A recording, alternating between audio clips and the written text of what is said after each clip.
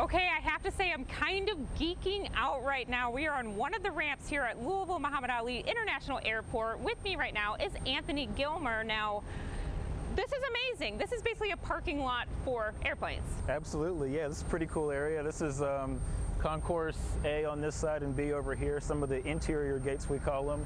But yeah, we're out here where the airplanes park. So, you know, if you're on a flight like this Spirit flight from LA behind us, you know, it's where your plane pulls up and they unload you.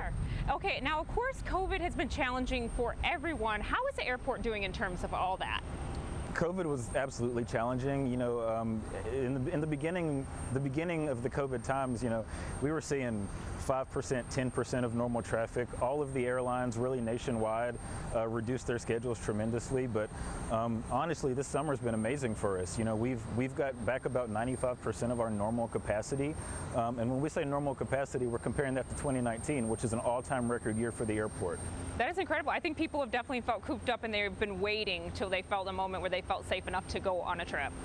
Definitely, and we've seen that pent-up demand this summer, really.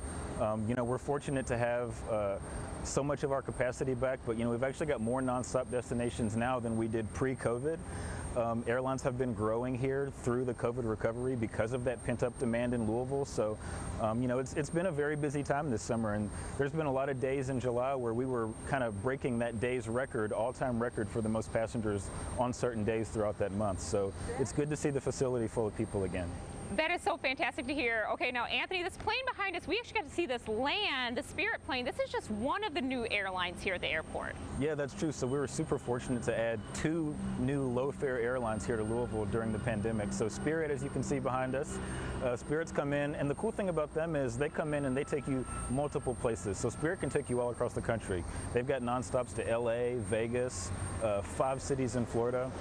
So super great to have them in the market. And we've also added Breeze Airways coming in with nonstops to New Orleans, Tampa, and Charleston. So 2 great options, you know, 2 low-fare airlines that are really coming in and helping us lower our fares and add more nonstop destinations to Louisville. And okay, I don't fly a lot personally, but I know like basically not having a layover is a huge deal to a lot of people. And do you see this as a continuing trend to do more?